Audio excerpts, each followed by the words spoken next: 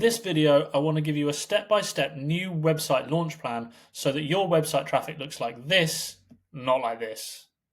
I'm going to give you everything you need for your new website. If you watch the full video, you get a full operating procedure that covers the pages you need to include, any backlinks you need to acquire, and whether or not you should be launching with any blog content. There's a lot to get through and understand, but it's going to set you up for success with your new business. So let's start with understanding a little bit about the Google algorithm. With a new website, you're really looking to build yourself as a trusted brand and entity within Google's knowledge graph. That means building a brand entity, not just a website. If you're just building a website with nothing surrounding it, without the right foundations, then it's just going to crumble. You're not going to be trusted by Google, and anything you start to publish or anything you start to do on there just isn't going to be taken seriously. So a lot about what we're talking about today is putting those fundamental foundations in place so that you can build your SEO traffic in the future and escape Google's sandbox and start getting traffic much more quickly than the average website. So the way Google understands things on the internet is as an entity.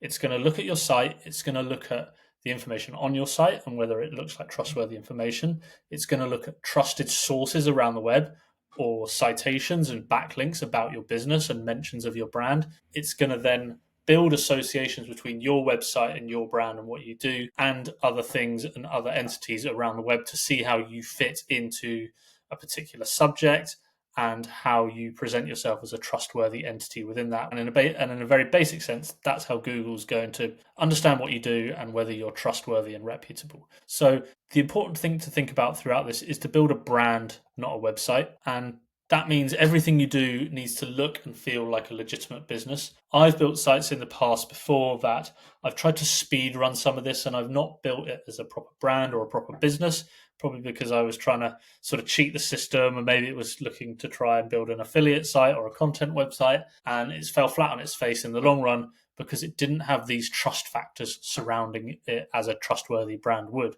And that means your initial core area of your website, the core pages you need to have on there, are very specific. They need to be the pages that every business would have. And we'll go through them and I'll show you an example. But you need to start with your, obviously, homepage. An about page is crucial. Needs to be more than a few lines. You can think about it as, what do people have on their about pages? They have their brand story, their business, why they're in business, what they're good at, their years of expertise potentially. They have their core values. They even have their team members, a little bit about their core team members, their experience, and why they're important to the business. Number one, that's a really good place to start building out more information and more context for both your users and Google about who you are and what you do and why you're good at what you do. Contact page, obviously, any reputable business has a contact page. And by the way, all of these pages are worth indexing. A lot of people will know index like maybe their contact pages or their privacy policy or something. You want to make sure these are all indexed so that Google can actually crawl them and understand that they're there and more about your business and your entity and what you stand for. So privacy policy, terms and conditions, disclaimers, any cookies and GDPR policies. Some new websites, small websites get lazy on this. And these are just another indicator, another trust factor that needs to be baked into your brand for both users and Google. When I'm talking through this, think about it from a user and a Google perspective. They both apply in most situations. As I said, you can add a team page, or you could even add a team section into your about page or a separate team page, and even have individual pages for each member of your team or your core management team or your core board team that spells out their experience, links to their social media profiles, any education, awards, experience, goes into building a really rich picture of you as a trustworthy brand and entity, and a blog area as well. I'm always keen to have a blog area in there, even if you don't fill it immediately, or we'll get to the content strategy that you should be launching with, but having a blog area available is always good to grow your traffic in the long run. Let's go and I'm going to search accountants in London because these will be some competitive terms, and generally these sorts of pages have really good examples of what you should be including in your website. So you can see their about page on this. This isn't anyone special. This is around the client. You can see they've got information about us. They've got their ethos. They've got a meet the team area to their page with different team members and their extended team as well. You could go they can go even further, and they've built out individual areas for each of these team members as well. Which is great. I mean, they rank top of Google, so that's in London. That's a proof that this is the stuff you need to be doing. Their blog, their news area down here. You've got equality and diversity, careers area, privacy policy, terms and conditions, refund policy. They've even got, if you've got this, company registration numbers and your address. Make sure you've got your address on your website, your phone numbers, all of this contact information on your contact page and in your footer. Again, this is all rich information that we need to be referencing on your website, and we're going to reference it later elsewhere around the web to keep sending these trust signals. So as I saw there's some deeper pages you can even go to, some of which this website had, that you could think about: slavery, modern slavery policies, code of ethics, editorial policies if you're a publisher, reviews and testimonials. Really love a reviews page. That's just an easy UI improvement to improve conversions and build yourself as a trusted entity, both to users and to Google, and a press and media page if that's relevant to your site. So those are the core pages you want to build, and I've created an SOP document for all of this that you can use as well. I've linked to it in the comments. If you find that helpful, hit the subscribe button and download that resource as well as you go. So those are the key pages you want on your website in terms of the stuff that always forget and the boring business information. Next, you want to move on to what people probably more often think about is their core service pages. So you've got your homepage, and we can jump back onto this website as well. This is probably a good example. You can see that they have their homepage, and you can see they have all their different service pages. They do accounting, tax investigations, audit, company secretarial and registered offers. They've even broken down into different sectors for individuals, businesses, the different sectors they offer. All of this is really great stuff because, one, it should be aligned with your keyword research. If you don't have these pages, how in the hell are you going to get any traffic to your website? Not many people are going to come to a homepage of a new website if it's not, or it's only limiting you to a very small subsection of keywords for your main top area of your business. All those sorts of service pages or product pages if you're an e-commerce, or features pages if you're a SaaS, these should all be aligned with your keyword research. So you can build specific pages that are about bookkeeping and accounting services. Or if you're a local business, you can have those as locational pages. So it could be accounting service in London, for example. Align those with your keyword research that you should be doing to create the specific service pages, specific product pages. Now, if you're a local business, you can even go one step deeper and align your service pages and your keyword research with your Google business profile. So this is my Google business profile, and here you've got an edit services button. And when you add your services to your Google business profile, you can go really in depth. You can add custom services, SEO, local SEO, content marketing strategy, SEO strategy are some of the ones I have on mine. Now, you want to replicate these services on your website and vice versa. You want to make sure the services you have on your website are listed on your Google business profile. And you can even click into them and add a bit more information in there of the service description. And you need to think of all of this as Google's almost learns like a toddler or a dog. It learns by repetition. So you need to keep feeding the information in different areas so that every time Google, and users to be fair, find information about your business, it's reinforcing. There's no anomalies or anything strange there. It's always reinforcing the same information. So you can use your Google business profile to do that and vice versa, and it will strengthen your whole website launch if you have a Google business profile, a local business. It's sort of a rising tide lifts all ships. The more you're trusted by Google, the more you're going to rise. And we can interlink those further in a minute with your Google business profile reviews, for example. You can start to incorporate in your website and vice versa. And then I just want to talk about a little bit on your particular service pages, for example. Is important to include the key features and benefits. So along with just writing your keyword optimized copy, I guess, if you want to go down that route, is including benefits of using your service or product and the key features, and then go one step further and highlight your USPs and differentiators in the market. This is important now more than ever. It already is important, but with AI mode and LLMs and all that sort of stuff, with those systems going and doing the research for users and collating everything in a nice single window, and I did a couple of videos on this the last couple of days if you want to go check out the AI mode and how that's going to change SEO. These AI models need to understand what each business does and how it differentiates and how it relates to the user's query. So if someone's looking for a very particular service that you provide, you need to make sure you're spelling that out on a website. And I can see there was a website I was on the other day here that is an example of someone who probably doesn't do it very well. It looks like they've got a lot of pages on their website and service pages, But actually, they're all just listed on one page. So when you click through their menu, it just scrolls down the page a little bit, and it sort of mentions quickly what they do, but doesn't provide much more information. So to a user, it's weak. And I think there was a study that like 85% of websites, or 85% of consumers think most websites don't actually meet their requirements in the buying process.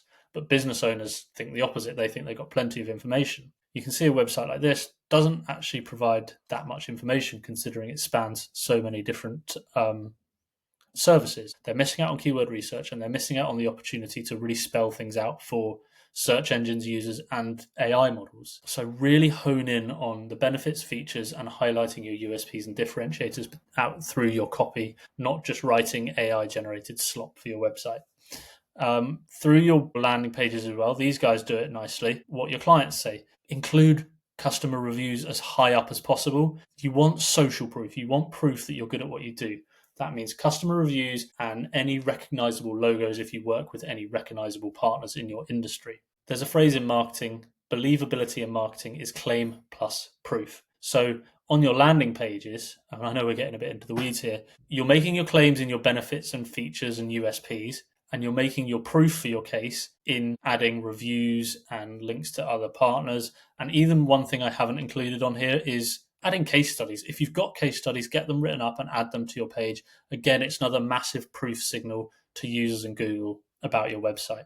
Okay, so you've got your core pages of the boring business information, making sure you've then got your service pages built out. Next, I want to talk about technical SEO and what you need to be including from a technical standpoint. Don't worry, it's actually really simple. You don't need to go above and beyond and get too complicated with this. The first one is clean URL slugs. So I've got another example here actually of a clean URL slug. So your URL slug is this, essentially this bit after your main domain name. And you can see here, if you can see on this page, that this is oven cleaning services, England, Southwest, Bristol East. Now, what you can tell, if you were to just take that URL slug and read it, you know exactly what this page is about. You know it's oven cleaning in Bristol, southwest of England. That's great. One, users will see it and it will look trustworthy. It's not going to look scammy. Two, your URL is the first thing Google encounters about a page. It's how it sort of marks each page in its library is its URL.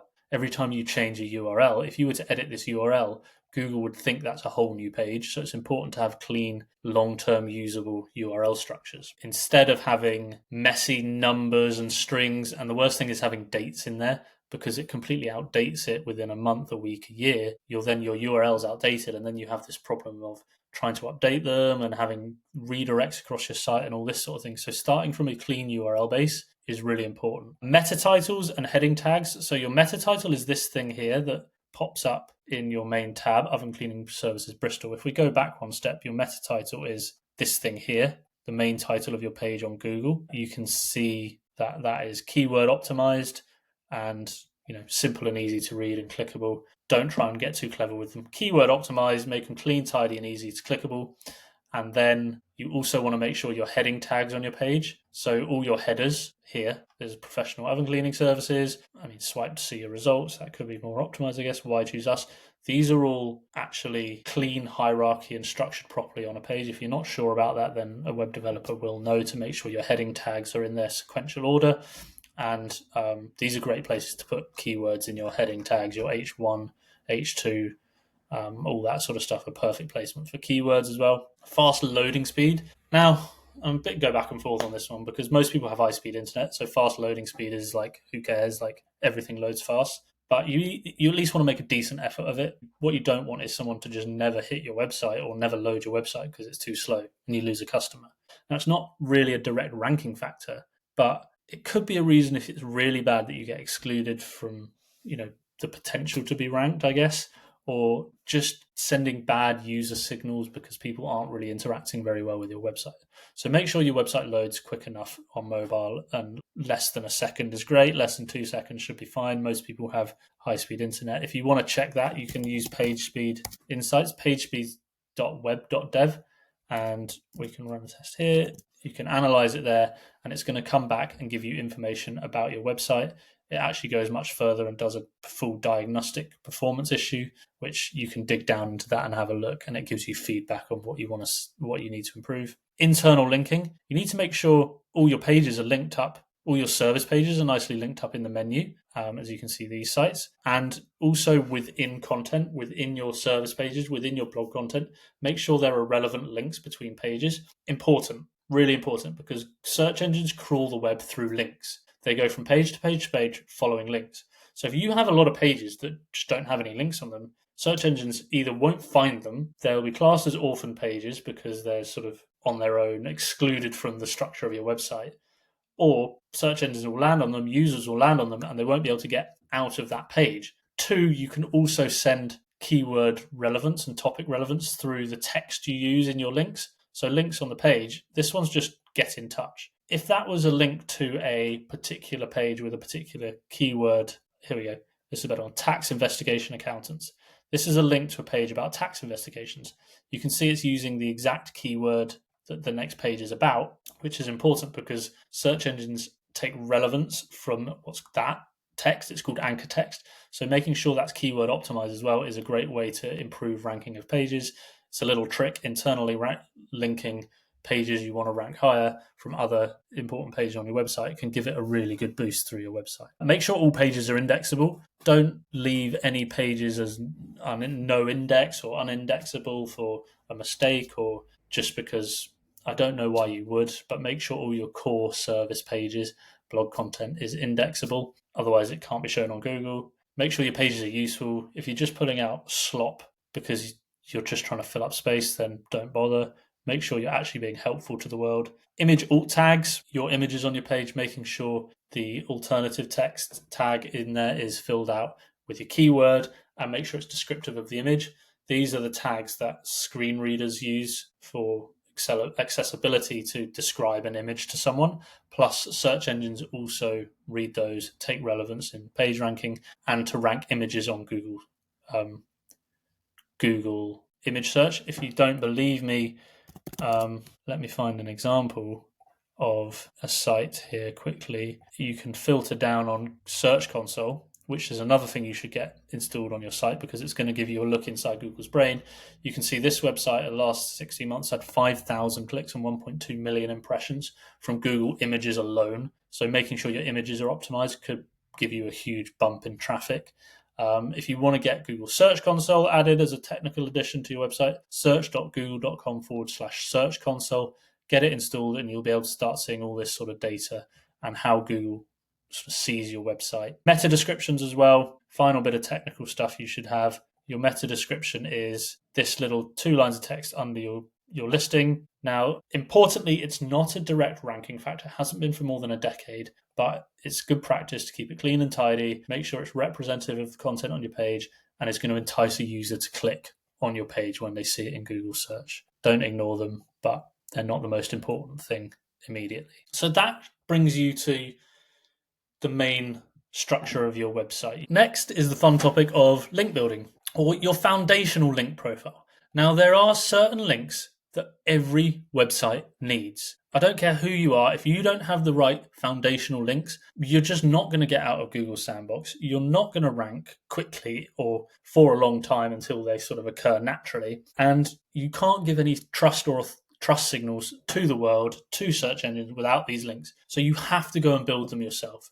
or get someone to do it for you. They're probably not going to happen naturally or not for a very long time. They're important to build a trusted, credible entity. They ensure NAP consistency, name, address, phone number. So you want your business details, your biographical information of your business to be the same everywhere on the web, both on your website, your Google business profile, any business directories, anywhere your business is listed. It's got to be the same because you want to, again, train search engines in that circular manner and reinforcing information time and time again. If it's different and wrong and different addresses everywhere, then it doesn't build up a trustworthy, credible entity, does it? Actually does the opposite. It makes you look illegitimate. So you want to be ticking all the right boxes for building a trusted entity. Now, where are we finding these links? Well, first thing is most of them are free, which is great. So we've got social media profiles. Easy. Make sure you're going and setting up all the relevant social media profiles you want to use, getting the right link to your homepage or your relevant service page. If it's different locations, then your relevant location page for your website. You can see probably here, you can link them, I'd imagine, in the footer of your website, and make sure that the links on your social media point back to the right page, usually the homepage of your website. Make sure you build those. Every legitimate business will have social media profiles, and more search engines and AI are taking a wider view of the web. So you want to be publishing content on your social media profiles as well to reinforce your brand to these AI and search systems. Business citations. You need to be listing your business in official business directories.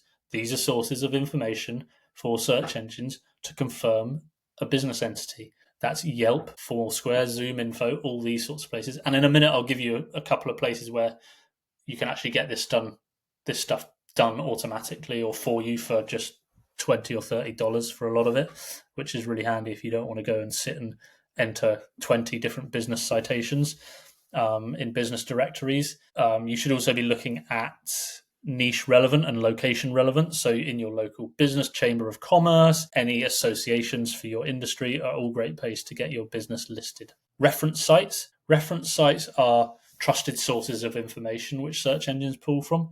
Wikipedia has become one of them. If you can get a Wikipedia page for your business and outline everything you do, great. Crunchbase is another big one that information is taken from. So you can get yourself listed on Crunchbase.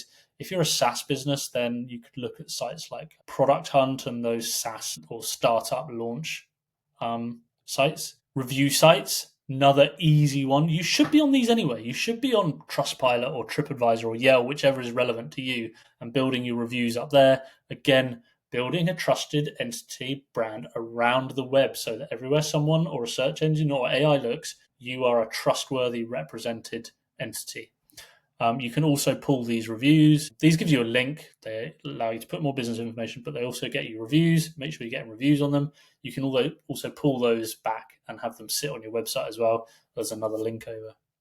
Now, when you launch your website, I also recommend running a press release, either in your location or your nation or your national one. You can pick these up from any number of press release distribution service. Is for less than $100 to probably less than $50 to get your business launch press release. There's any number of them that will just take your press release and distribute it around all sorts of the local and national media publications. You can see here £95 in the UK and puts it across national interest media. And it's also worth doing whilst you're getting all these links. So your business citations, reference sites, any press releases that you publish and come back, get them and run them through an indexing tool. There's one called Indexceptional, which accelerates your online presence with fast indexing. A lot of the time, Google won't index all of these citation links and press release links.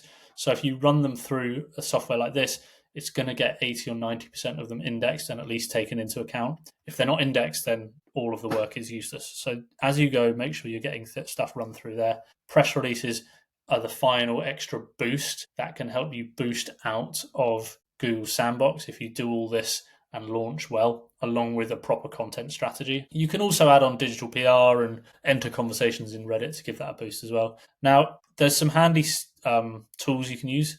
Things like SEMrush's local citations or Bright Local is a useful one that can do a lot of the business directory entries for you automatically. Or you can use something like, I like SEO Builder or SEO Butler as well. These have a lot of these options for you. They can do your citation building packages. They can audit your citations as well if you've already got stuff out there. You can even go and create your social media profiles if you're feeling particularly lazy. So those are the core links you're going to need: social media, business citations, reference sites, review sites, press releases, and anywhere else you can enter the conversation. And these are some services you can use to build those links.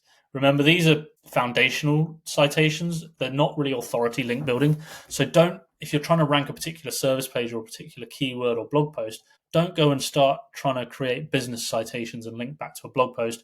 That's not going to work. It's going to hurt you in the long run. These are your foundation of your website to get you up and running and build the right sort of solid base to work from. And at a minimum, I think you should be aiming for 30 trust signals to give yourself, or a 30 of those sort of signals or places to build links and mentions of your business at minimum to get yourself up and running quickly. The final step, content strategy. The big question, do you need to launch with blog content or not? In my opinion, and what I've seen the best websites perform is yes, whether you're an e-commerce, a SaaS, a local business, having blog content from the moment you launch, along with all these other factors of a well-structured website, press releases, everything like that, is one of the final keys to boosting out the sandbox and getting traffic to your website quickly. So, it depends on your resources. If you could have 30 blog posts on a really targeted topic, then great. If you've not got so much resources to get that amount of content created in a high quality manner, start with 5. Or start with 1 posted on the first day and have some in your locker so you can post 1 every few days and get it indexed with Google Search Console, and start building your topical authority. Make sure your content isn't just summarizing other content, doesn't have any originality. Make sure you're really adding new expertise, new insight to the world from the angle of your business and focused on your core topic or core niche. Don't go too wide. Think about it like this. What's one problem that your customers have? And go and solve it deeply. Go and write the 5 different blog posts that need to be written to solve that problem deeply for one person. And as well, start at the bottom of the funnel. That means your service pages and then your middle of funnel content as well. Maybe that's X versus Y content or case studies or product-led content that targets a specific user's problem and a particular keyword and breaks down the problem and offers the product that you offer, hopefully, as the solution. If you're just starting with informational content at the top, then it's probably not the best idea at the moment, especially with AI starting to summarize a lot of stuff. You're going to get more ROI and better conversions out of starting at the bottom of the funnel and thinking about what are the problems people have when they're ready to buy and making a buying solution, and then work your way up the funnel from there. Personally, I'd like to start with 30 blog posts on a really tight niche. But if you just want to start with a couple and start filtering in one every few days and grow it to 10, 20 pieces as you go, then that's going to do a much better job than a lot of websites who, to be honest, most people do bits and bobs of this. They have some of their service pages or they have some of their core pages, and they do their social media profile but not the other links. Or they do some blog posts but they don't bother doing any link building or have clean technical. If you get all of this right, this is where you're going to start to see the massive benefits. If you like this content, then please hit the subscribe button. I'm putting out content every single day trying to help you drive more traffic to your website and build better digital assets for your business.